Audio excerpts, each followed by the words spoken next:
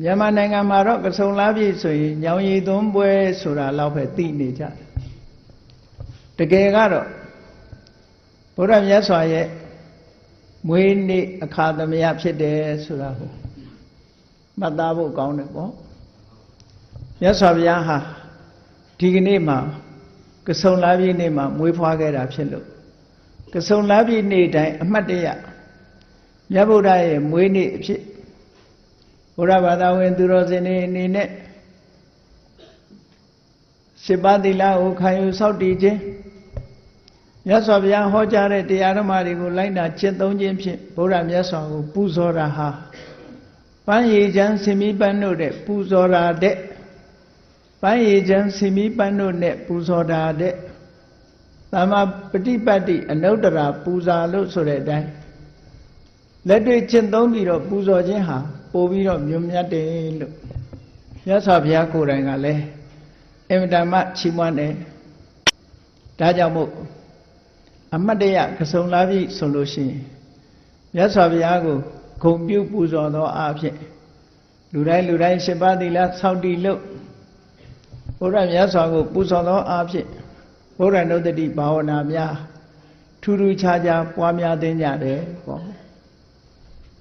ဒါလည်းအမတ်တရရှိထားကြဖို့ပေါ့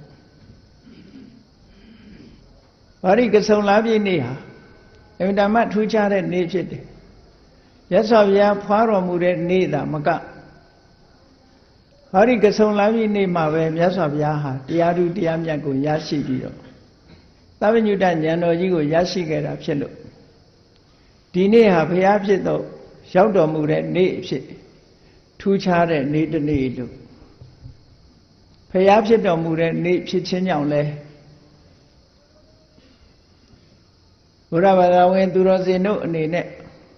အမတ်တရအာယုံပြုပြီးတော့ပူဇော်ကြဖို့မြတ်စွာဘုရားဟာဒီကနေ့မှာထူးခြားတဲ့သဗ္ဗညုတဉာဏ်တော်ကြီးကိုရသည့်အတွက်ကြောင့်တော်ဝါရီရဲ့အကျိုးကိုကရုဏာပညာ2ရပ်ပေါင်းစပ်ပြီးတော့ကောင်းမြတ်တဲ့အကျင့်တရားတွေကိုထုတ်ဖော်ဟောကြားနိုင်သည့်အတွက်ကြောင့်ကမ္ဘာလူသားတွေဟာဆင်းရဲဒုက္ခလွတ်မြောက်ပြီးဒီကနေ့ထိဟာကမ္ဘာကြီးငြိမ်းချမ်းမှုကိုဘုရားဘာသာတရားတော်ကအကျိုးပြုနေစေဖြစ်တယ်လို့ဒီလိုပြောရမှာဒါကြောင့်ဘုရားဖြစ်သို့ရောက်တော်မူတဲ့နေ့အဖြစ်လဲမှတ်သားပြီးကြီးညိုလို့ပူဇော်ကြဖို့နောက်ဆုံးသက်တော်80ပြည့်တဲ့အခါမှာမြတ်ဗုဒ္ဓသီလနဲ့တရားတို့ရဲ့မရှောင်မလွဲနိုင်တဲ့ခန္ဓာရထားတဲ့ပုဂ္ဂိုလ်တိုင်းဖြစ်ခြင်းသဘောရှိတဲ့တရားမှန်သမျှချုပ်ပြောက်ခြင်းသဘောရှိတယ်ဆိုတဲ့သဘာဝတရားအတိုင်းပဲဘုရားကိုယ်တော်မြတ်ခန္ဓာတွေချုပ်ငြိမ်းလို့ပြိဋိဘံစံတော်မူရတယ်ပြိဋိဘံစံတော်မူသွားတဲ့မြတ်စွာဘုရားကိုလည်းရည်စူးပူဇော်ပြီးတော့ပုဂ္ဂိုလ်သူမြတ်ကြီးလောကကြီးမှာပေါ်ထွန်းပြီးတော့မှန်ကန်တဲ့တရားဓမ္မတွေကိုဟောပြောသွားတာနောက်ဆုံးမှာမှန်ကန်တဲ့တရားတွေကိုလူသားတွေရဲ့ယင်တဲ့နှလုံးထဲမှာထည့်ထားခဲ့ပြီးတော့ပြိဋိဘံစံသွားရတယ်ကောင်းကင်ကနေမင်းကြီးဟာလောကရအလုံးကိုအလင်းရောင်ပေးပြီးနောက်ဆုံးအချိန်ရောက်တဲ့အခါကျတော့အထတောင်စွန်းကိုပျောက်ကွယ်ဝင်ရောက်သွားပြီးတကယ်တော့မြတ်စွာဘုရားသခင်ကိုရောမြတ်ဟာလေလောကလူသားတွေကိုအလင်းရောင်ပေးပြီးတော့သင်္ခါရတို့ရဲ့သဘောတရားအရာချုပ်ငြိမ်းကွယ်ပြောက်သွားခဲ့ရတယ်ဒါကိုလည်းပဲအမတ်တရားအနေနဲ့ဘုန်းကြီးတို့တပည့်မှတ်သားပြီးတော့မြတ်စွာဘုရားကိုပူဇော်ကြဖို့ပေါ့ဒါကြောင့်မို့ဒီကဆုံလားပြည့်နေ့ဟာအင်မတန်မှထူးခြားတဲ့နေ့ဖြစ်သောကြောင့်မြတ်စွာဘုရားသတင်း300ညောင်ပင်လေးပရိဘောဂဇေဒီဖြစ်တဲ့ညောင်ပင်လေးသတင်း3ယုံညောင်ပင်လေးမှာဘောဓိပင်လေးမှာညောင်ရည်လေး3ယုံနဲ့မလုံလောက်သေးဘူးရသော်ဘုရားဖွားတော်မူတဲ့နေ့အဖြစ်လဲမှတ်သားဖို့လိုအပ်တယ်ဘ ရားပွင့်တော်မူတဲ့နေ့အဖြစ်လဲမှတ်သားဖို့လိုအပ်တယ်ဘုရားပြိဋိဘံဆံတော်မူတဲ့နေ့အဖြစ်လဲမှတ်သားဖို့လိုအပ်တယ်မှတ်သားပြီးအမြဲတမ်းထူးခြားမြင့်မြတ်တဲ့ပုဂ္ဂိုလ်သူမြတ်ကြီးကိုမြင့်မြတ်သောအကျင့်တွေကိုကျင့်ကြံကြိုးကုအားထုတ်ခြင်းဖြင့်ပူဇော်ကြရမှာဒါကြောင့်မို့ဒီကနေ့ဤဌာနမှာကဆုံလပြည့်နေ့အမှတ်တရဗုဒ္ဓကိုဂုဏ်ပြုပူဇော်သောအားဖြင့်ဓမ္မသဘင်ကိုဆင်ရင်ကျင့်ပနေကြတာဖြစ်တယ်ပေါ့ဒါဟာပန်းရည်ချမ်းစီမီပန်းတို့တဲ့စီမီတို့နဲ့ပူဇော်တာတဲ့တရားဓမ္မဖြင့်ပူဇော်ခြင်းဟာမြတ်စွာဘုရားရဲ့အကြိုက်ဖြစ်ရုံမျှမကပို့ပြီးတော့လဲချီးမွမ်းပွဲကောင်းတဲ့ပူဇော်မှုမျိုးလို့ဆိုတာဟာအမြဲတမ်းထင်ရှားတယ်ပေါ့ဒီကနေ့မြတ်စွာဘုရားဘဝနဲ့ထူးခြားတဲ့အဖြစ်အပျက်ကြီးတွေ၃ကြိမ်၃ခါဆုံတွေ့လာခဲ့တဲ့ကဆုံလပြည့်နေ့အမတ်တရမြတ်ဗုဒ္ဓကဘာစကားတွေမိန့်ကြားခဲ့ဘူးတော့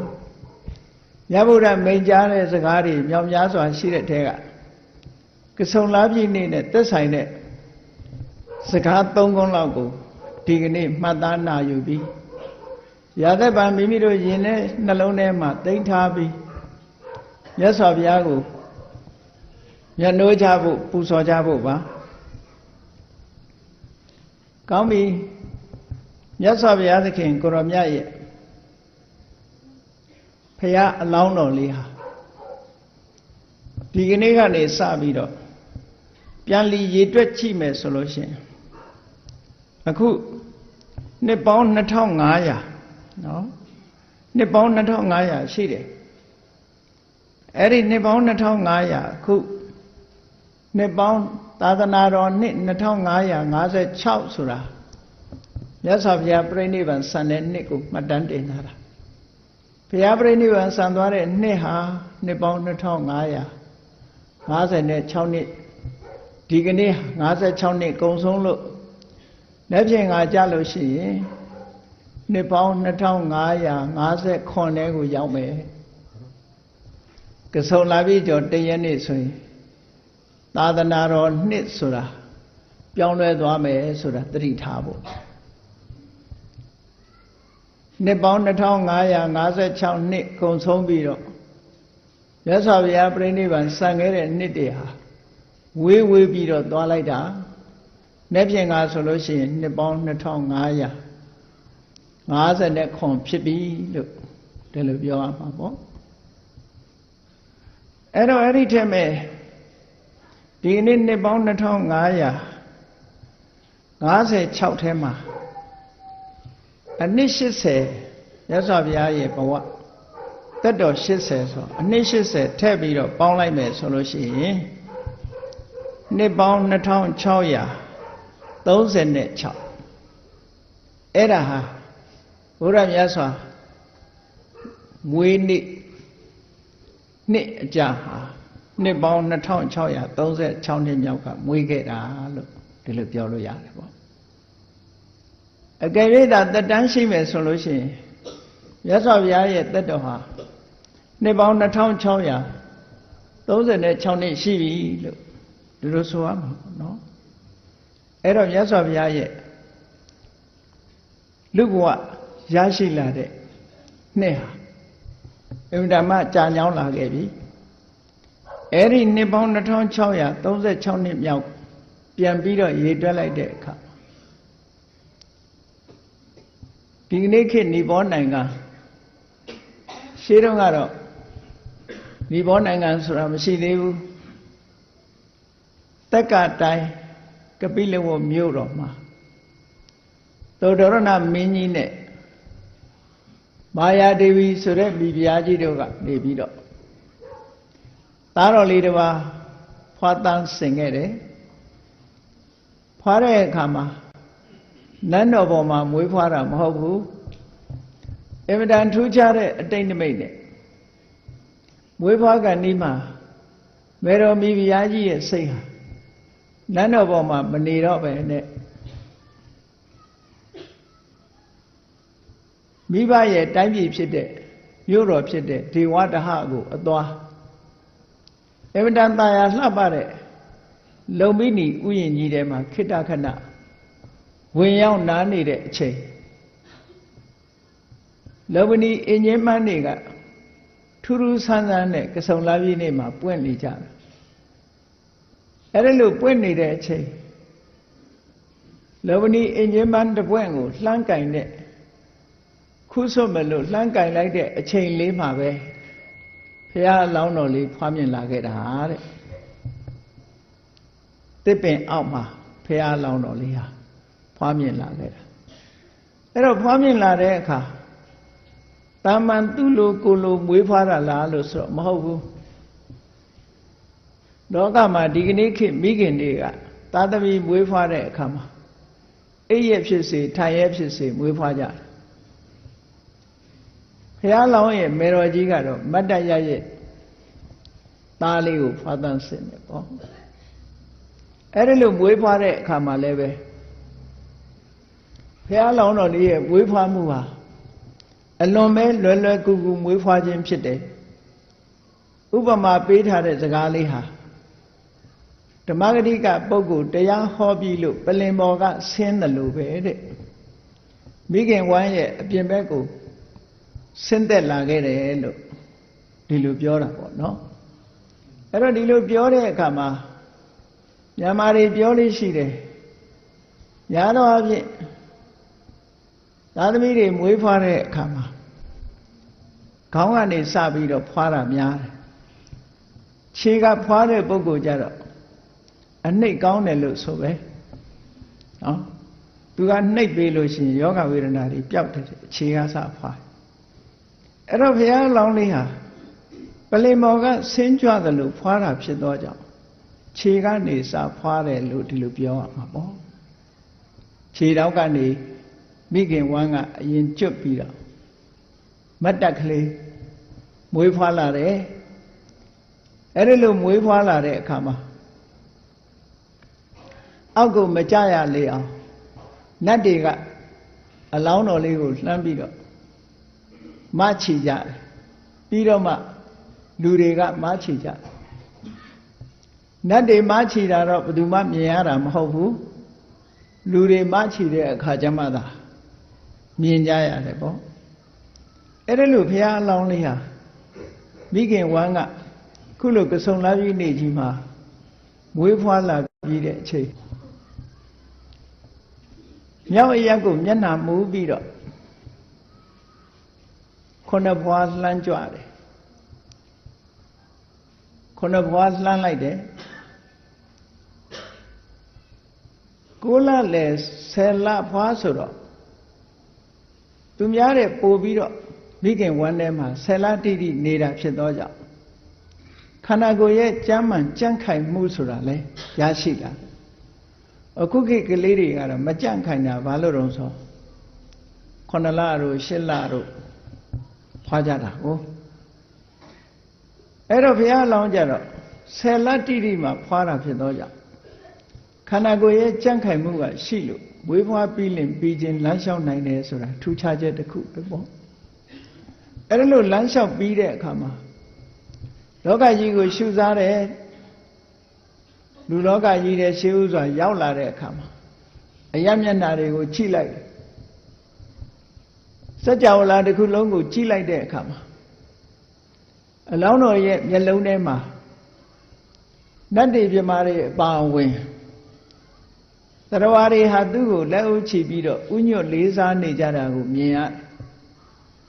အဲ့ဒါလို့မြင်လိုက်ရတဲ့အခါမှာနှုတ်တော်ကထွက်ပြီးတော့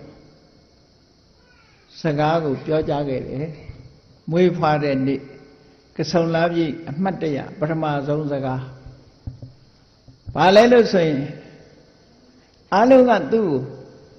တကိုးကြီးတဲ့ဗြမာကြီးတွေကအစလက်အုပ်ချီးနေကြတာမြင်ရတော့အဂောဟမတမိလောကတာသူဟာတတ္တလောကကြီးထဲမှာသူဟာအမြင့်မြတ်ဆုံးပုဂ္ဂိုလ်ဖြစ်နေပြီလို့ဆိုတာသူကသူနှုတ်ကနေထုတ်ဖော်ပြီးတော့ဝန်ခံပြောကြလိုက်တယ်စစ်ထောဟမတမိလောကတာအလုံးကသူ့ကို အလေးပြုနေတာဖြစ်သောကြောင့်လောကထဲမှာသူဟာအကြီးမြတ်ဆုံးပုဂ္ဂိုလ်ဖြစ်တယ်ဆိုတာကိုလေနှုတ်ကနေမြုပ်ပြီးတော့ပြောလိုက်တယ်တိထောဟမတမိလောကတာလောကကြီးမှာချီးမွမ်းစရာဂုဏ်တွေနဲ့အပြည့်စုံဆုံးဆိုတာ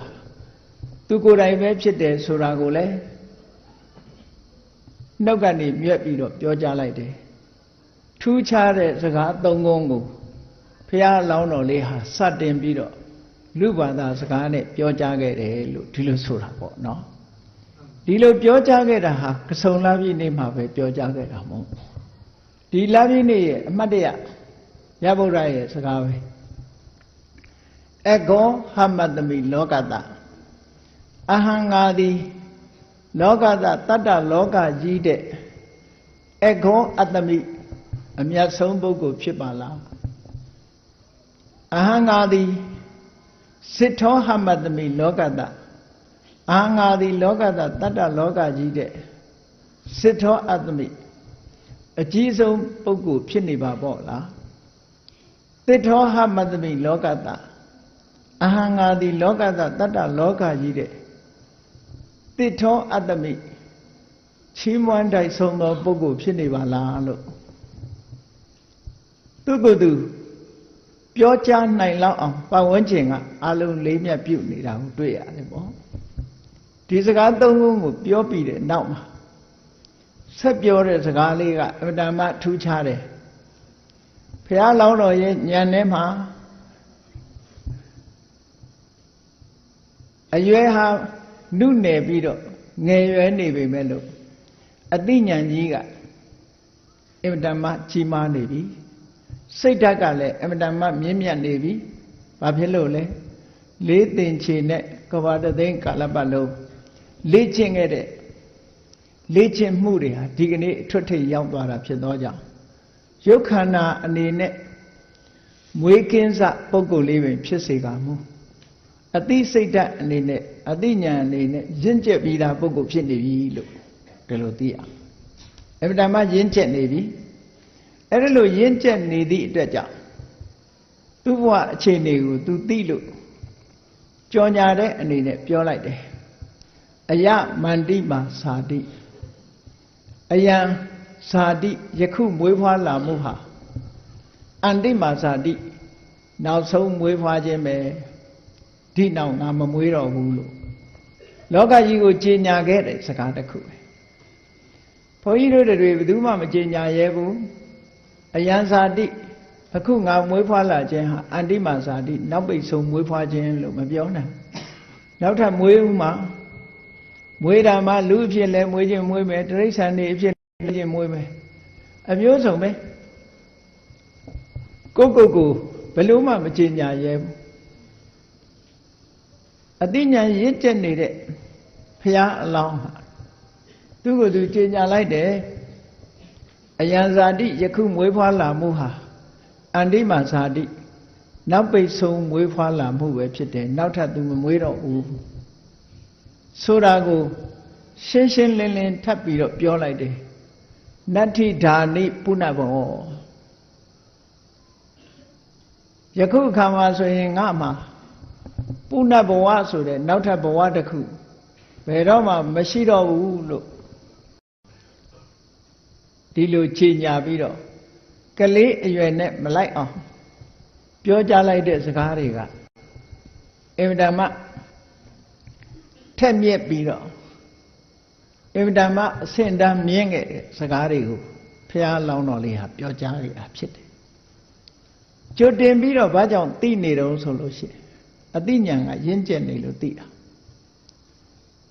ဒါမျိုးကဖြစ်နိုင်လားလို့ဆိုဖြစ်နိုင်တာပေါ့ခဏခေတ်မှာတောင်တစ်ခါတရံကြားကြတယ်မဟုတ်လားစနစ်သားအရွယ်လေးက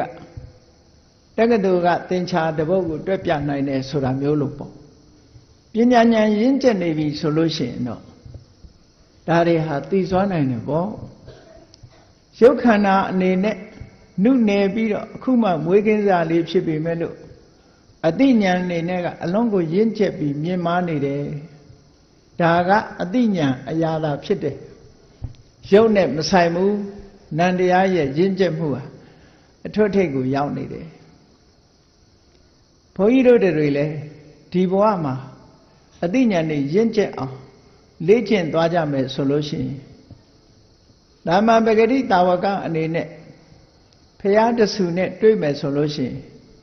ဝိသခါတို့လို9နှစ်အရွယ်လေးနဲ့ပဲသောတာပန်ဖြစ်သွားတာမျိုးဆိုတာဖြစ်နိုင်တာပေါ့။ဘာဖြစ်လို့တော့ဆိုအသိဉာဏ်ကရင့်ကျက်နေလို့ရုပ်ခန္ဓာနုနယ်ပေမဲ့လို့အသိဉာဏ်ရင့်ကျက်နေပြီဆိုရင်ဒီအခြေအနေမျိုးကိုရောက်ရှိနိုင်တယ်။ဒါကြောင့်ရုပ်ခန္ဓာကိုယ်ကြီးကိုသိပြီးတော့အလေးထားစရာမလိုဘူး။ကျမ်းမာမာရှိနေရင်ပြီးပြီအသိဉာဏ်နဲ့ရင့်ကျက်အောင်ကြိုးစားနေဖို့လိုတယ်။အသိဉာဏ်နဲ့ဖွံ့ဖြိုးတိုးတက်နေအောင်နေ့စဉ်နဲ့အမျှပညာတွေကိုစီးပူးအားထုတ်နေဖို့လိုအပ်တယ်။ပညာရခြင်းဘာလို့อ่ะနေ့စဉ်နဲ့အမျှတရားဓမ္မတွေနာလို့ဘုရားဟောကြားတဲ့တရားစာအုပ်တွေကိုဖတ်ကြားလို့မသိတာတွေကိုမေးမြန်းစူးစမ်းလို့ဆင်ញင်သုံးသပ်လို့ဒီလိုလုပ်မယ်ဆိုလို့ရှိရင်အသိဉာဏ်တွေဟာတစရတစမှားလာကြမှာပဲဖြစ်တယ်ပေါ့အကယ်၍သာအသိဉာဏ်တွေမြင်မအောင်မကြိုးစားကြဘူးဆိုလို့ရှိရင်အစာတွေသာစားလို့ကောင်းတာတွေသာရွေးချယ်စားရင်ခန္ဓာကိုယ်ကြီးကဝိတ်တွေသာတက်လာမယ်ဉာဏ်ကတော့တက်လာမှာမဟုတ်ဘူးမြတ်စွာဘုရားကတခါအမိန့်ရှိဘူးတယ်လေအပတုတ္တယံပုရိသောဗလိဘဒ္ဒောဝစီရတိမန္တာနိတတ္တဝဋ္ဌန္တိပညာတတ္တနဝတ္တိတဲ့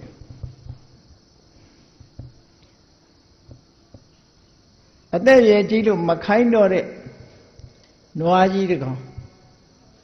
တောထဲမှာလွတ်ထားလို့ရှိရင်အဲ့ဒီနွားကြီးဟာ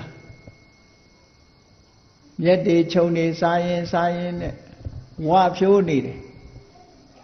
အဲ့ဒါလိုပဲတဲ့တရားဓမ္မလည်းမနာဘူးစာပေတွေလည်းဖတ်ရှုခြင်းမရှိဘူးမေးမြန်းလေ့လာခြင်းလည်းမရှိပဲနဲ့အပြင်းထူပြီးတော့နေတဲ့ပုဂ္ဂိုလ်တယောက်ရဲ့နေတဲ့ပုဂ္ဂိုလ်တယောက်ဟာအစာစားပြီးအေးအေးဆေးဆေးနေတဲ့နွားတစ်ကောင်ရဲ့ကြီးပွားမှုမျိုးပဲကြီးပွားနေမှာပဲတဲ့မန္တာနိတတ္တဝဋ္ဌန္တိသူ့မှာအသားတွေသာတိုးပြီးတော့ပညာတတ္တနာဝတ္တိအသိပညာကတိုးလာမှာမဟုတ်ဘူးဒီဆုံးမစကားလေးကိုတတိထားဖို့လိုတယ်ပေါ့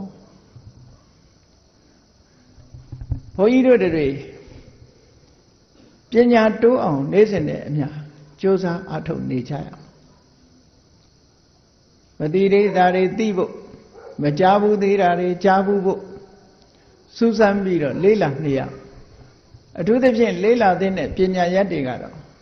ဖျားပွင့်တဲ့အခါမှသိရှိခွင့်ရတဲ့တရားနဲ့ပတ်သက်တဲ့ပညာတွေကိုသိရှိနားလည်နေအောင်လေ့လာစီဘူးအားထုတ်နေရမယ်ဒီလိုဆိုလိုတာပေါ့တခြားပညာရပ်တွေကတော့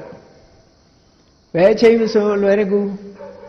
ဘယ်ခေတ်ဘယ်ဘဝမှာမဆိုအလွယ်တကူရနိုင်ကြတယ်ဓမ္မနဲ့ပတ်သက်တဲ့ပညာမျိုးဆိုတာရဖို့အမှန်တမ်းခဲနေအဲ့ဒါလို့ပညာမတိုးရင်အသားတွေသာတိုးပြီးဝါဖြိုးနေတဲ့ပုဂ္ဂိုလ်တွေဟာဝိချဖို့တောင်ကြိုးစားနေကြရလေဦးမယ်နော်ပညာတိုးလို့ကတော့ဝိတ်မတက်ပါဘူးပညာတိုးသည့်အတွက်ကြောင့်ဝိတ်တက်လာတာမရှိဘူးပညာတိုးလေအသိဉာဏ်တွေတိုးလာလေဆင်ញင်တုံတရားတွေပိုများလာလေနေတတ်ထိုင်တတ်ပိုရှိလာလေလေတန်ဖိုးကပိုမြင့်လာလေလေဒီလိုပဲဖြစ်မှာပါအေးဒါကြောင့်မို့ဘုရားအလောင်းတော်လေးဟာကဆုံလာပြည့်နေ့မှာအမတ်တရစကားမြတ်ကြားပြောဆိုခဲ့တာဒီကနေ့အဖြစ်ဘုန်းကြီးတို့တွေအမတ်တရမှတ်သားထားကြဖို့တို့တွေဟာအသိဉာဏ်ရင့်လာတဲ့တနေ့မှာအယမန္တိမှာဇာတိနတ္ထိဓာနိပုဏ္ဏဘောဒါငါအတွက်နောက်ဆုံးမွေးဖွားခြင်းပဲနောက်ထပ်ဘဝသစ်ဆိုတာငါမှမရှိတော့ဘူးလို့ကိုယ်ဆုံးဖြတ်နိုင်တဲ့ပညာမျိုးရအောင်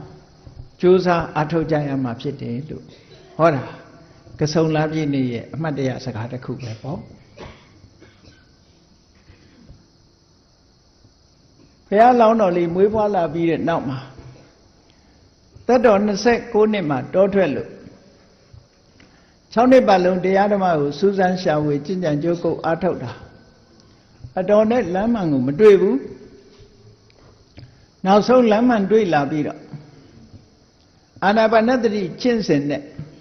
သမထကိုကျင့်ကြံကြိုးကုပ်အားထုတ်လို့ပေါက်ရောက်အောင်မြင်ပြီးဝိပဿနာဉာဏ်နဲ့ရှင်ပြီးတော့နှလုံးသွင်းဆင်ញင်လိုက်တဲ့အခါမှာဟောဒီကဆုံလာပြည့်နေ့မှာပဲဘုရားအလောင်းတော်လေးဟာထူးခြားတဲ့အသိဉာဏ်ကြီးကိုရရှိခဲ့တာဖြစ်တယ်ပေါ့အဲ့ဒီလိုထူးခြားတဲ့အသိဉာဏ်ကြီးကိုရရှိပြီးတော့ဘုရားအဖြစ်သို့ရောက်သွားတာလည်းပဲဟောဒီကဆုံလာပြည့်နေ့ပဲထူးခြားတဲ့အသိဉာဏ်ကြီးကိုရရှိသွားလို့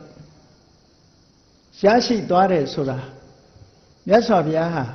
ဘယ်ကမ္မထံကိုအာထုတ်တာလဲလို့မေးရင်အာနာပါနသတိကမ္မထံထွက်လေဝင်လေကိုတတိနဲ့ကပ်ပြီးတော့ရှုရင်တမာရီတွေထူထောင်လို့ဝိပဿနာဉာဏ်ကူးပြီးတော့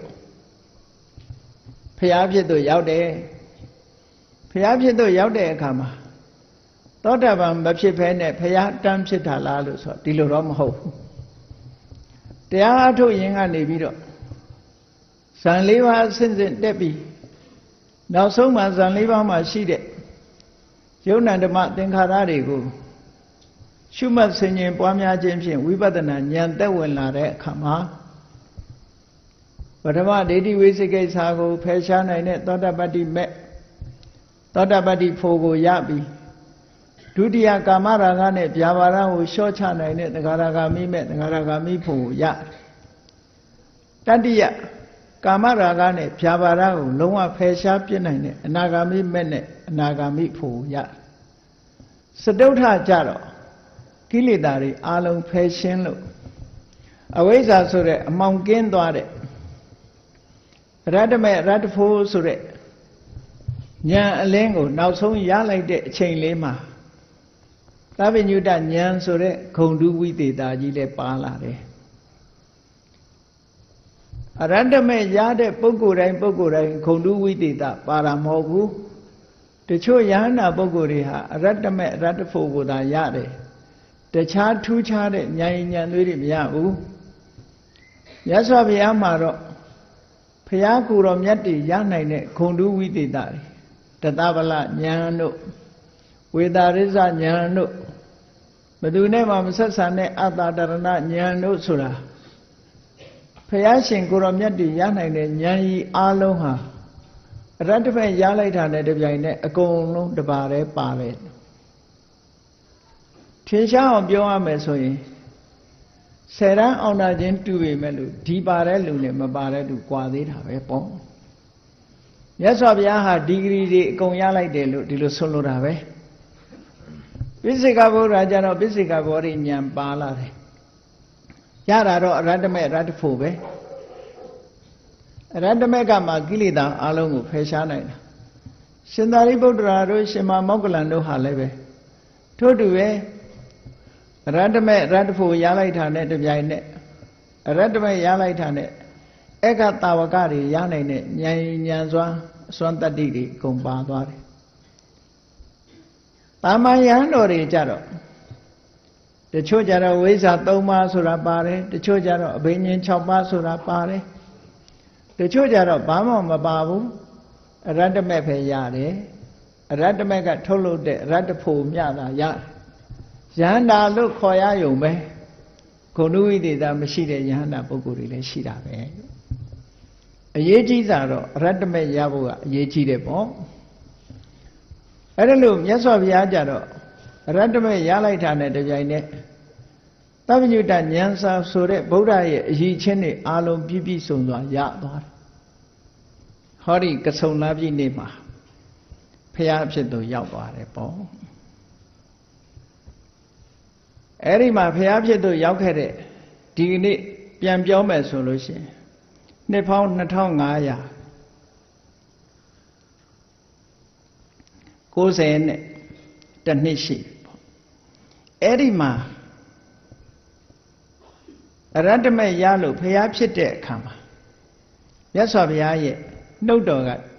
ထုတ်ဖော်ပြီးတော့ပထမဆုံးပြောတဲ့စကားဟာဘာလဲရလိုက်လို့ဝမ်းပန်းတတာလေးသိညင်တဲ့ကဘာတသိန်းကာလပတ်လုံးပါရမီတွေဖြည့်ဆည်းလာခဲ့တာနော်ခေတံလက်ချေမျက်လုံးအသက်ဆုံးလျက်နှလုံးစိတ်ဝမ်းကိုတော်ဤပင်မခြင်းတို့ဆိုတဲ့အတိုင်းဘဝတဏ္ဍမှာမိမိရဲ့ခန္ဓာကိုယ်မှာရှိတဲ့အသားတွေအသွေးတွေမျက်လုံးတွေနှလုံးသားတွေဆုံးရှုံးခံပြီးတော့ပါရမီတော်တွေဖြည့်ရှင်းလာခဲ့တာအခုဘုရားဖြစ်တော့ရောက်တယ်သဗ္ဗညုတဉာဏ်ကြီးကိုရလိုက်တဲ့အခါမှာဘုရားမှာဘာရတယ်ဆိုတာကိုသူပြောတယ်အဲ့ဒီမှာပထမဆုံးဥရန်ကျူတဲ့စကားကိုအလုံးဗုဒ္ဓဘာသာဝင်သူတော်စင်တွေကြားဘူးနေကြတဲ့စကားတစ်ခုပဲအိမ်မှာကိုးကွယ်တဲ့ဗုဒ္ဓရုပ်ပွားတော်တွေကိုသံဃာတော်တွေကိုပင့်ပြီးတော့အနေကစားတင်တယ်ဆိုတာအဲ့ဒီမြတ်စွာဘုရားကဆုံလပြည့်နေ့မှာဘုရားဖြစ်လင်ဖြစ်ချင်းဥရန်ကျူခဲ့တဲ့စကားပဲဒါလည်းကဆုံလပြည့်နေ့အမှတ်တရမြတ်ဗုဒ္ဓ၏စကားတစ်ခုပဲပေါ့အဲ့ဒီစကားကအတိတ်ပဲအမတမရှင်းရှင်းလေးရယ်ဘုရားဖြစ်သူရောက်တဲ့အခါမှာဘာကစပြောလိုက်တာတော့ဆိုအနေကဇာတိတန္တာရံတန္တာဝိတ္တံအနိဗ္ဗိတံကာကရံဂဝေတန္တောဒုက္ခဇာတိပုဏ္ဏပုဏ္ဏတန်တရားထဲမှာသူဖြစ်ခဲ့ရပုံကိုခြုံငုံသုံးသပ်ပြတယ်အနေကဇာတိတန္တာရံတန္တာဝိတ္တံဘဝပေါင်းမြောက်များစွာတဘဝကနေတဘဝဒီဘဝကသေပြီးနောက်ဘဝမှာမွေးပြန်တယ်ဒီဘဝကသေပြီးနောက်ဘဝမွေးပြန်တယ်အဲ့ဒါကိုတဘဝကတဘဝပြေးသွားနေရတယ်လို့ဒီလိုတင်စားပြီးတော့သုံးတာအမှန်ကတော့ပြေးနေတာတော့မဟုတ်ဘူးပေါ့ဘဝတစ်ခုအဆုံးသတ်သွားလိုက်နောက်ဘဝတစ်ခုပေါ်လာလိုက်ဘဝတစ်ခုအဆုံးသတ်သွားလိုက်နောက်ဘဝတစ်ခုပေါ်လာလိုက်အဲ့ဒီလိုဘဝပေါင်းဟာမရေမတွက်နိုင်အောင်အလွန်များခဲ့တယ်ဒါမို့အနေကဇာတိတန္တာရံလှည့်လည်ပြီးတော့ဖြစ်နေတဲ့ဘဝတွေအများကြီးတန္တာဝိတ္တမယမနာခဏနာအောင်မယ်ဆိုလို့မရဘူးသိသိချင်းနောက်ဘဝရောက်သွားပြန်ပြီဒီဘဝသိလိုက်တာနဲ့နောက်ဘဝမွေးပြန်ပြီအဲ့ဒါလို့ဘဝတစ်ခုကနေဘဝတစ်ခုကူးပြောင်းပြီးတော့တန်တရားကျင်လည်ခဲ့ရတယ်တဲ့ဒါဖြင့်တန်တရားကြီးထဲမှာဘာဖြစ်လို့အခုလို့တန်တရားဘဝမြောင်များစွာကျင်လည်ပြေးသွားနေရသလဲလို့မေးစရာရှိတော့ဂဟကာရံခဝေတန္တော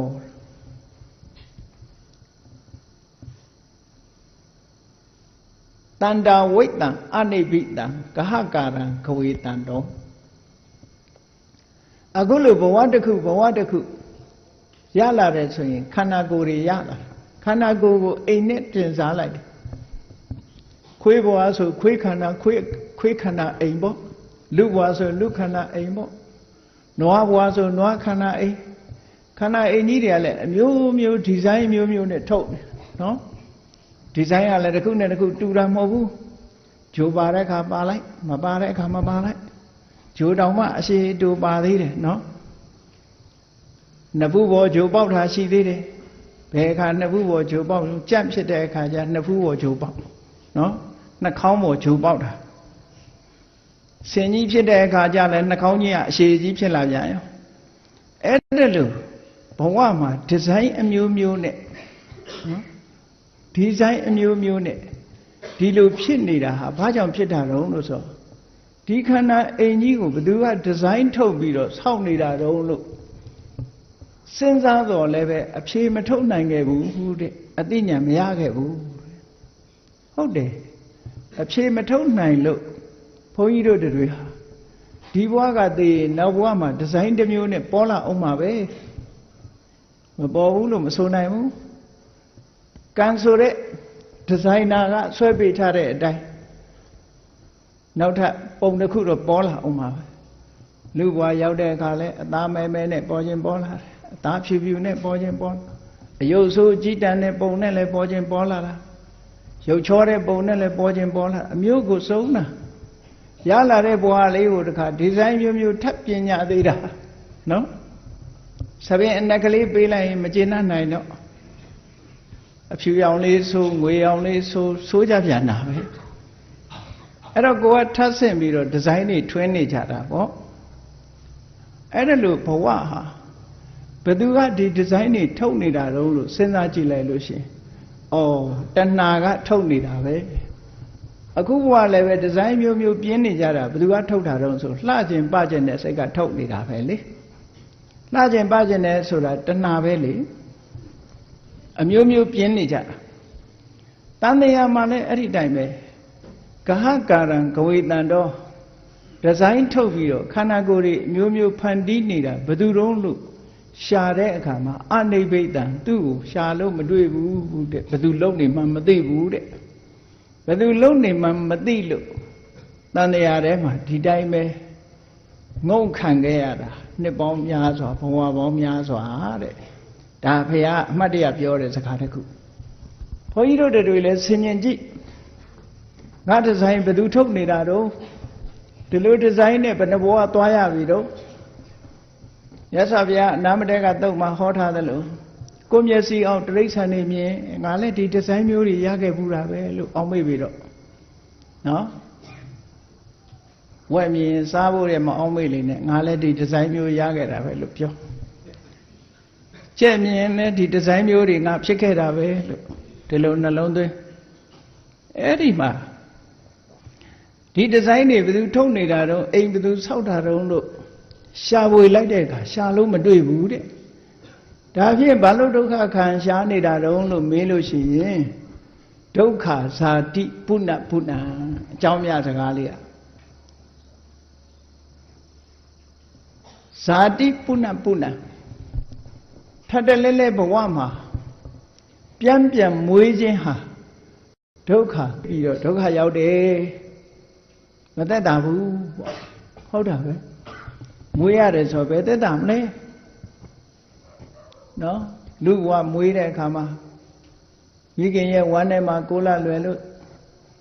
ဒီလိုနေရလောက်ဆင်းရဲမယ်ဆိုတော့စဉ်းစားကြည့်ပေါ့ကြက်တို့ဘာတို့ကြတော့ဥထဲမှာတစ်ခါနေရတယ်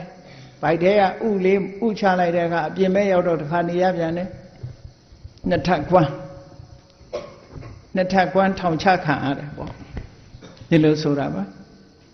အဲ့ဒီကမှယုံကံထွက်လာမှအကောင်ဖြစ်တာအကောင်ဖြစ်ပြန်တော့လူပါဇတ်ထဲပြန်ရောက်တော့ပြန်ဒီလိုတွေအဲ့တော့ဒုက္ခဇာတိပုဏ္ဏပုဏ္ဏမွေးလာပြီဆိုရင်ဒုက္ခဖြစ်တာသိကြတယ်လေဘုန်းကြီးတို့တွေခေါင်းကိုက်ရတာနဲ့သွားကိုက်ရတာနဲ့နားကိုက်ရတာနဲ့ဖြားရတာနဲ့နားရတာနဲ့ဆေးရုံဆေးကန်းသွားတာဘာဖြစ်လို့မွေးလာလို့ဖြစ်တာလေအဲ့ဒါတွေဒုက္ခတွေမေတ္တာမများတယ်လို့ဘုရားဒီလိုသုံးသပ်ပြတာနော်အဲ့ဒါကြောင့်မလို့သူရှာတာပါတဲ့ရှာလိုက်တာမတွေ့ခဲ့ဘူးအခုဒီနေ့တပ္ပယုတ္တဉာဏ်တော်ကြီးကိုရလို့အရဟတမေဉာဏ်တော်ကြီးကိုရလို့အဝိဇ္ဇာဆိုတဲ့ကိလေသာအမှောင်ကစပြီးအားလုံးကိုရှင်းလိုက်နိုင်တဲ့အခါကျတော့ဘသူလှုပ်တာလဲဆိုတဲ့လက်တယ်ဟာရှင်းရှင်းကြီးတွေ့သွားပြီဒါကြောင့်မို့ဘုရားလောင်းကဘုရားကိုရောမြတ်ကဆက်ပြီးတော့မိန့်ကြားတာကကဟကာရကဒိဋ္ဌောတိဒီဇိုင်းထုတ်ပြီးတော့အိမ်ဆောက်နေတဲ့လူကိုငါတွေ့ပြီတဲ့အခုဘသူလုံနေတယ်ဆိုတာလက်တယ်ကိုတွေ့ပြီကာကာရကဒိဋ္ဌောတိပုဏ္ဏဂေဟံနခာတိနောက်ထပ်ဆောက်ခွင့်မပေးတော့ဘူးတဲ့ဘသူလုံနေတယ်ဆိုတာသိရင်သူ့ကိုဖယ်ရှားတော့မယ်နောက်ထပ်ဆောက်ခွင့်မရတော့ဘူးဆောက်ခွင့်မရအောင်ဘာတွေဖြစ်စည်းပြလိုက်တာတော့ကာကာရကဒိဋ္ဌောတိပုဏ္ဏဂေဟံနခာတိသဗ္ဗတိဖာတုကဘက်ခာအလုံးအဆောင်အမှုအတွက်အသုံးချမဲ့အရာတွေအကုန်လုံးဖြတ်ပလိုက်ပြီချိုးဖြတ်ပလိုက်ပြီကဟကုတံဝိသင်္ခတံတကယ်အရေးပါတဲ့အရာကိုလည်းပဲဖြည့်ဆည်းပြလိုက်ပြီဆိုလိုတာက ကိလေသာတွေကိုဖျက်ဆီးပြလိုက်ပြီကံတွေကိုလည်းဖျက်ဆီးပြလိုက်ပြီဟောဒီခန္ဓာကိုယ်ကြီးခန္ဓာအိမ်ကြီးကိုဆောက်လုပ်ခြင်းရဲ့အကြောင်းဖြစ်တဲ့အဆောက်အဦတွေတခုမှမရှိတော့ဘူးပရိစ္ဆေသမုပ္ပါဒ်နဲ့ပြောမယ်ဆိုရင်အဝိဇ္ဇာကိုရှင်းလိုက်နိုင်တာနဲ့တပြိုင်နက်သင်္ခါရဆိုတာရှင်းပြလိုက်နိုင်ပြီသင်္ခါရရှင်းပြလိုက်နိုင်တာနဲ့တပြိုင်နက်ဝိညာဏတို့နာယုတ်တို့သလရဏတို့ဖတ်တာတို့ဝေဒနာတို့ဆိုတာမလာတော့ဘူးဒီလိုဆိုလိုတာပေါ့နော်အဲ့ဒါတွေကိုဖယ်ရှားလိုက်ပြီဝိသင်္ခါရခတံစိတ်တံငါရဲ့စိတ်လေးဟာပြုပြင်ပေးတတ်တဲ့အကြောင်းတရားတွေကံတို့ကိလေသာတို့ဆိုတဲ့ကာမဝတ်ကိလေသာဝတ်ဝိပါကဝတ်ဆိုတဲ့ဝတ်သုံးပါးထဲမှာကိလေသာနဲ့ကံနေကိလေသာတွေကိုဖျက်ဆီးပြစ်ခြင်းအဖြစ်ကံတရားတွေကိုလည်းပဲအလုံးမဖြစ်အောင်လုပ်လိုက်တာပဲဒါကြောင့်မို့ကံနေကိလေသာတွေချုပ်ငြိမ်းသွားအောင်ဆောင်ရွက်လိုက်တော့ဖန်တီးပေးမဲ့သင်္ခါရတွေကင်းသွားပြီအဲ့ဒီကင်းတဲ့နိဗ္ဗာန်ဆိုတာကိုသူစိတ်လေးဟာရောက်နေပြီဒါကိုရှာတွေ့လိုက်ပြီလို့ဒီလိုပြောတယ်ဝိသင်္ခါရကတံစိတ်တံငါရဲ့စိတ်လေးဟာသင်္ခါရတွေလုံးဝချုပ်ငြိမ်းသွားတဲ့နိဗ္ဗာန်ကိုအာယုံရောက်သွားနိုင်ပြီရောက်ရှိသွားပြီတဏ္ဏနံခယမစ္ဆကတဏှာတွေအလုံးကုန်ခန်းအောင်လုပ်နိုင်တဲ့အရတ္တမဲဆိုတဲ့အစွမ်းထက်တဲ့ဉာဏ်လက်နဲ့ကြီးကိုအခုငါရလိုက်ပြီလို့ဟောတယ်လို့ဥဒန်းကျူးတာပါဒါဟာကဆုံလာပြီနေ့မှာဥဒန်းကျူးခဲ့တဲ့စကားတစ်ခုပဲအဲ့တော့ဘုန်းကြီးတို့တွေလည်းတန်တရားဝကလွတ်ဖို့ဆိုလို့ရှိရင်တော့တဏှာကုန်အောင်လုပ်နိုင်တဲ့အရတ္တမဲမရမချင်းကတော့ဒီဆိုင်အမျိုးမျိုးနဲ့တန်တရားထဲမှာလဲနေကြအောင်ပါပဲယိုးနေပြီသို့တော့လူတွေကမယိုးနိုင်ဘူးတဘွားပြီးတဘွားအစ်တွေဖြစ်နေလို့တွေ့တာမှုတွေအစ်လာလို့ဇက်တိုက်နောက်ထပ်ဘဝတွေကဆက်တိုက်ဖြစ်နေကြအောင်ပါပဲလို့ဒီလိုဆိုတာနော်ဖြစ်နေသမျှဒုက္ခတွေကလည်းမယမနာနောက်ဆက်တွဲပါနေမှာပဲနောက်ဆုံးဟာလိုချင်တဲ့တွေ့တာမှုတဏှာကုံစေတတ်တဲ့အရတ္တမေဉာဏ်ကိုရမှဘဝဇတ်ဟာတိမ့်မှဖြစ်တယ်ပေါ့အဲ့ဒါဂေါတမဗုဒ္ဓရဲ့ဖျားဖြစ်တဲ့နေ့မှာဥရန်စကားအနေနဲ့ချူးရင်ခဲ့တဲ့ဂါထာလေးပဲဒီနေရာမှာဒီပင်ကရာမြတ်စွာဘုရားတို့အခြားဘုရားတွေချူးရင်ခဲ့တဲ့ဂါထာကဒီအနေကဇာတိဂါထာတွေမကဘူးနောက်ထပ်ဂါထာလေးနှစ်ပုဒ်ရှိသေးတယ်ဒါကထူးခြားတယ်လို့ပြောရမှာပေါ့နော်ဂေါတမမြတ်စွာဘုရားနဲ့ပတ်သက်လို့ကတော့ဒီလောက်ပဲပါပြီးတော့ဒီပင်ကရာမြတ်စွာဘုရားတို့တခြားဘုရားတွေမှာနောက်ထပ်အဓိပ္ပာယ်ထူးခြားတဲ့ဂါထာလေးနှစ်ပုဒ်ကိုလည်းဥရန်စကားအနေနဲ့မိန့်ကြားခဲ့တာဒီနေ့အမှတ်တရဖြစ်မှတ်သားကြဖို့အယောဂနဟတတေဝဆလတောသာတဝေဒတောအနုပုပ္ပုပတန္တတယထာနခြာယတေဂတိယထာနညာယတေဂတိဆိုလိုတဲ့အဓိပ္ပာယ်ကတော့တန်ပြားကြီးကိုမီးဖုတ်ရဲနေပြီဆိုတဲ့အခါကျတော့အဲ့ဒီတန်ပြားကြီးကိုတူနဲ့ထုလိုက်တဲ့အခါမှာမီးပွားလေးတွေမီးပွင့်လေးတွေပေါ်လာတယ်လေမီးရဲဖုတ်ထားတဲ့တန်ပြားကိုထုလိုက်လို့ရှိရင်မီးပွားလေးတွေလွင့်သွားလွင့်ပြီးတော့ပေါ်လာတယ်အဲ့ဒီလွင့်ပေါ်လာတဲ့မီးပွားလေးတွေခဏလေးပဲငြိမ်းသွားတာသေချာမမြင်ဘူးရင်ပပဲတော့ကြည့်ပေါ့နော်တန်ပြားထုလိုက်တဲ့အခါမီးပွားလေးတွေဘွားနဲ့ပေါ်လာပြီးတော့လွင့်ပြီးငြိမ်းသွားအဲ့ဒီငြိမ်းသွားတဲ့မီးပွားလေးတွေဟာဘယ်ရောက်သွားတာတုံးလို့လိုက်ရှာမယ်ဆိုရင်တွေ့နိုင်ပါမလားမတွေ့နိုင်ဘူးတဲ့အဲ့ဒါလိုပဲတဲ့ဧဝံတမ္မာဝိမု tta နာကာမဗန္ဒောပခါရိနာတဏှာဆက်အနှောင်ဖွဲ့ကိုဖြတ်ကျော်ပြီးတဲ့ပုဂ္ဂိုလ်တွေစိတ်ဓာတ်ရဲ့လွတ်မြောက်မှုကိုရရှိပြီးတဲ့ပုဂ္ဂိုလ်တွေမှာ ပညာပေတုံဂတိနတ္ထိပြိဋိဘံစံသွားတယ်ဆိုတာဘယ်ရောက်သွားတော့လို့လိုက်ရှာလို့မရဘူးတဲ့ခုနကတူနဲ့ထုလိုက်လို့မီးပွားလေးတွေပေါ်တက်လာပြီးတော့ငြိမ်းသွားတဲ့မီးပွားလေးဟာဘယ်ရောက်သွားတယ်လို့လိုက်ရှာစရာမရှိတယ်လို့ပဲကိလေသာတွေကလွတ်မြောက်သွားတဲ့စိတ်ဓာတ်ရှိတဲ့ယဟန္တာပုဂ္ဂိုလ်ရဲ့ဘဝဘယ်ရောက်သွားတယ်ဆိုတာရှာလို့မတွေ့ပါဘူးတဲ့ပညာပေတုံဂတိနတ္ထိပတ္တနာအစလံဒုက္ခဘယ်တော့မှရိပ်လှုပ်ရှားပြောင်းလဲခြင်းမရှိတဲ့ချမ်းသာဒုက္ခကိုနိဗ္ဗာန်ချမ်းသာကိုရရှိပြီးတဲ့ပုဂ္ဂိုလ်ဟာဘယ်ကိုရောက်သွားတယ်ဆိုတာသူ့ဘဝလိုက်ရှာလို့မရဘူးတဲ့နော်အများကတော့နိဗ္ဗာန်ကိုမျက်မှောက်ပြုသွားတယ်ဆိုနိဗ္ဗာန်ကဘုံကြီးလို့အောက်မေ့တခြားဘာသာတွေမှာလည်းဘုံကြီးတွေပဲလေဘုရားသခင်နေတဲ့မဟုတ်မနာမတရားကောင်းကင်ဘုံကြီးကိုလက်ညှိုးထိုးပြီးတော့ပြောနေကြတာအဲ့ဒီကောင်းကင်ဘုံကြီးအခုအိုဆုံးလွှာတွေပေါက်နေတော့ပိုးတောင်ပူလေဦးမယ်နော်အောက်မြေပြင်ကလူတွေတောင်တော်ပူနေတာအဲ့ဒီမှာယန္တာပုဂ္ဂိုလ်တွေကိလေသာအလုံးကလွတ်မြောက်သွားတဲ့ပုဂ္ဂိုလ်ရဲ့လာယာဂတိဆိုတာမသိနိုင်တော့ပါဘူးလို့ဒီအဓိပ္ပာယ်ရှိတဲ့ခါတာနှစ်ပုဂ္ဂိုလ်ပါရှေးဖျားတွေကြထည့်သွင်းပြီးတော့ပြောကြားလို့ဖြည့်ဆွက်ပြီးတော့မှတ်သားလို့ရတာပေါ့နော်အဲ့ဒါဟာကဆုံလားပြည့်ရဲ့အမှတ်တရစကားတစ်ခုပဲနောက်တစ်ခါမြတ်စွာဘုရားတရားဓမ္မလဲဟောပြောလို့သက်တော်80အရွယ်ရောက်တဲ့အခါ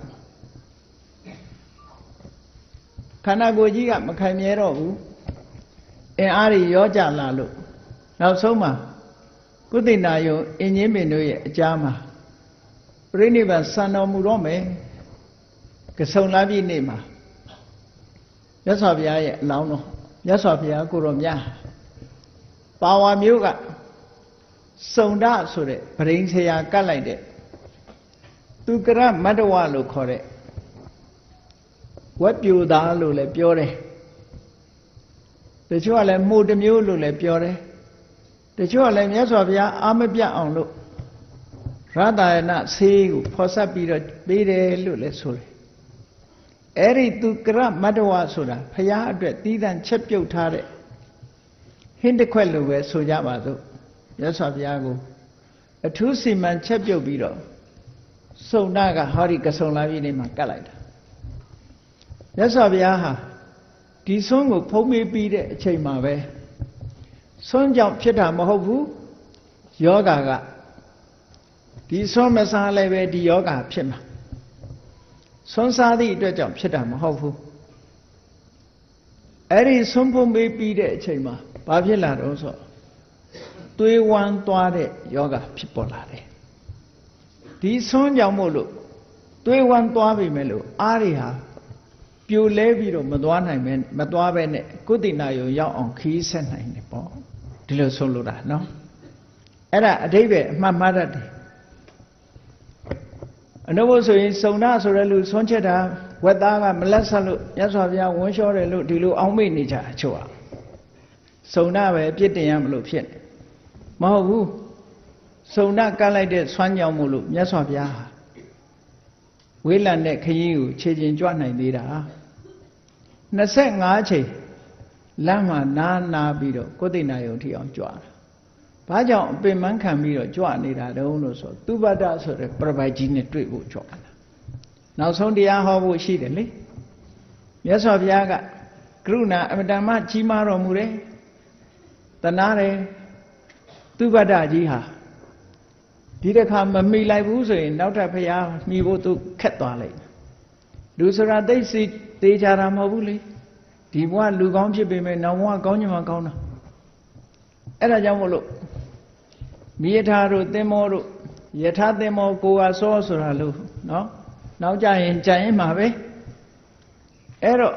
သူပ္ပတ္တကြီးမိဖို့ဆိုပြီးတော့မြတ်စွာဘုရားအားခဲပြီးတော့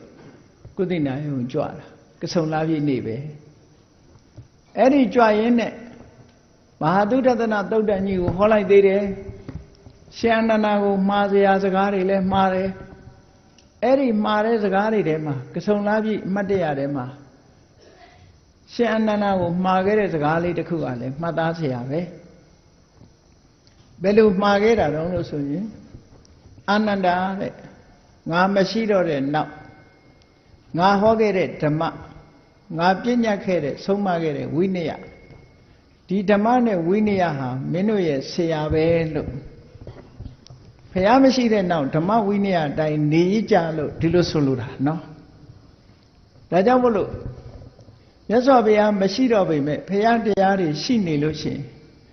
ဘုန်းကြီးတို့တွေဟာဖះတရားတော်အတိုင်းကျင့်ကြံကြိုးကိုအားထုတ်နေထိုင်ခြင်းဖြင့်လိုအပ်တဲ့အကျိုးကျေးဇူးတွေကိုရရှိနိုင်ပါတယ်လို့ဒီလိုဆိုတာပေါ့နော်ကဆုံလပြည့်နေ့မှာပဲမြတ်စွာဘုရားဒီစကားမိန့်ကြားတယ်နောက်ဆုံးရှင်အနန္ဒာနဲ့ယဟန္တာငါတွေကိုနောက်ဆုံးမိန့်ကြားလိုက်တဲ့စကားကတော့ဟန္တဒါနိဘိက္ခဝေအာမန္တယာမိဝောဟန္တာဆိုတာ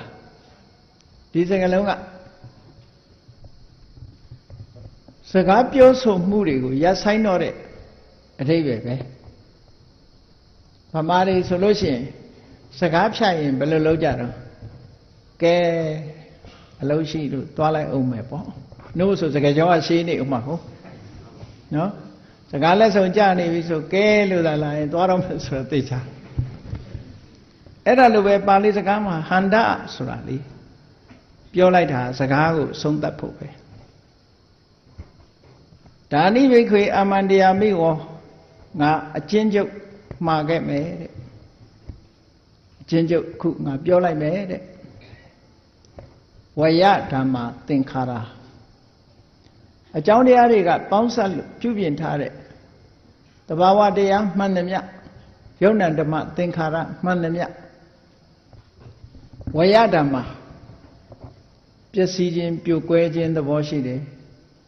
အကြောင်းတရားတွေပေါင်းစပ်ထားလို့လောက်ကင်ထားတဲ့အရာမှန်သမျှဘယ်တော့မှမမြဲဘူးပျက်စီးမဲ့အနေထားရှိတယ်ဒါကိုတတိကြကြထားကြဖို့လို့ဆိုလိုတယ်နော်ဒီလိုတတိပေးပြီမဲ့လို့ငါမသေးသေးဘူးလို့ပဲအောက်မေ့နေကြတာလူတွေကနေ့စဉ်သေးနေတာတော့မမြင်ဘူးနော်တရက်တည်းအိုးနေတာဒါတွေမမြင်ဘူးပြောင်းလဲမှုကနေ့စဉ်ရှိတယ်ပေါ့ပြောင်းလဲမှုကနေ့စဉ်ပြောင်းနေတာအဲ့ဒါမြတ်စွာဘုရားကဝေယဓမ္မသင်္ခါရသင်္ခါရတရားမှန်သမျှဟာကုံဆုံးပျက်စီးခြင်းသဘောရှိတယ်ဘယ်တော့မှမြဲမှာမဟုတ်ဘူးဒါကြောင့်မလုပ်ရအပမဒေနတံပါဒိဋ္ဌအဲ့ဒီမမြဲတဲ့သဘောကိုမပြတ်စဉ်းစားဆင်ခြင်ပြီးတတိကြီးစွာထားကြတဲ့ကာမဂုဏ်အာယုန်နေနဲ့မိမိမောမောမနေကြနဲ့ဘာလို့ရှိလို့ညာလို့ရှိလို့မသေးသေးဘူးနောက်နှစ်မှဆိုတာဒီမလုပ်ကြနဲ့လို့ပြောတာနော်အဲ့ဒါလို့မြတ်စွာဘုရားရဲ့ဒီကဆုံလပြည့်နေ့မိန့်ကြားခဲ့တဲ့အမှတ်တရစကားဟာဝေယဓမ္မသင်္ခါရတဘာဝတရားကြီးတစ်ခုလုံးကိုရှင်းပြီးတော့ပြောလိုက်တာသင်္ခါရတရားမှန်သမျှအမြဲတမ်းယိုယွင်းပျက်စီးတဲ့သဘောရှိတယ်ဒါကြောင့်အပမဒေနတမ္ပါဒိဋ္ဌပြောစရာအာယုန်ထဲမှာစိတ်ကိုနှိမ့်မြုပ်ပြီးတော့မနေကြနဲ့တတိထားကြကိုလို့เสียရည်အများကြီးရှိတယ်အပမာဒဆိုတဲ့တတိတရားနဲ့ကိုလို့ရမယ့်ဟာတွေမမေ့နဲ့ဘာတွေလောက်ရမှာပါလိမ့်လို့ဆိုရင်ဘုန်းကြီးတို့တွေတဏ္ဍမှာအကုသိုလ်တွေကတန်လန်းရှိတယ်ပေါ့နော်လူတိုင်းဟာတန်လန်းစနိုင်ခန္ဓာစတိုင်လိုပဲတန်လန်းဖြစ်နေတဲ့အကုန်လုံးဒိဋ္ဌိကလည်းတန်လန်းနော်ဝိသိကိစ္စကလည်းတန်လန်းအဲ့ဒီတန်လန်းနဲ့နေတာတွေကိုတတိထားကြဒါတွေလောက်အောင်မှဆိုတာရှိရမယ်နော်ဒါတော့တတိမရဘူးဒီပြင်လှုပ်လေးတွေလောက်အောင်မှတော့တတိရတယ်ပေါ့အဲ့တော့ဒီတန်တရားတွေရှိနေသေးတယ်မှားရွေးတဲ့အမြင်တွေရှိနေသေးတယ်ဒါတွေကိုရှင်းဖို့လိုအပ်တယ်ကာမဂုဏ်အာယုံပေါ်မှာတွေ့တာတဲ့စိတ်တွေရှိနေသေးတယ်ကိုယ်လိုမကြရင်မုန်းတီးခြင်းဒေါသဖြစ်ခြင်းဆိုတာတွေမကင်းသေးဘူးဒါတွေတို့ရှင်းဖို့လိုနေသေးတယ် အဝိဇ္ဇာဆိုတဲ့အမှောင်တရားလဲဒုသဏ္ဍာန်မှာမကင်းနေဘူးဒါကြောင့်မို့လို့အသိဉာဏ်ဟာဝိုးတော်ဖြစ်နေသေးတယ်အမှန်မသိနိုင်သေးဘူးအဝိဇ္ဇာအမှောင်ရှင်းဖို့လဲတို့လိုနေသေးတယ်ဆိုတာဒီနဲ့ပတ်သက်ပြီးတော့မမေ့ကြနဲ့တဲ့ဟောတာကစုံလာပြီနေ့အမှတ်တရားပဲဖြစ်ပါတယ်အေးဘုရားမြတ်စွာဝိဘာတော်မူခဲ့တဲ့ပြောခဲ့တဲ့အယမန္တိမာဇာတိနတ္ထိတာနိပုဏ္ဏဘောဆိုတဲ့အနေထားတစ်ခုရောက်တရားဓမ္မကိုကျင့်ကြံကြိုးကုပ်အထုတ်မှကိုယ်ဘဝကိုဒီဇိုင်းထုတ်ပြီးတော့ဆောက်နေတဲ့တဏှာဆိုတာကိုဖယ်ရှားနိုင်မှာဖြစ်တယ်အဲ့ဒီတဏှာကိုဖယ်ရှားနိုင်မှအပမရဖယ်ရှားနိုင်ဖို့အတွက်သင်္ခါရတရားတွေရဲ့မမြဲမှုကိုဆင်ញင်သုံးသပ်ပြီးတဲ့အခါမှာကာမဂုဏ်အာယုန်တွေထဲမှာမေ့မျောပြီးတော့မတည်ဘဲနဲ့တတိကြီးစွာထားလို့အဝိဇ္ဇာနဲ့တဏှာဆိုတဲ့ဝိမြစ်ကိုဖယ်ရှားနိုင်အောင်တို့တွေကြိုးစားရမှာဖြစ်တယ်လို့ဘုရားမြတ်စွာရဲ့ဗုဒ္ဓနေ့ကစုံလာပြီဗုဒ္ဓနေ့ခါသမယမှာအမှတ်တရမိန့်ကြားခဲ့တဲ့စကားများကိုနာယူမှတ်သားပြီးတော့ကျင့်ကြံအားထုတ်နိုင်ကြပါစေကုန်သတည်း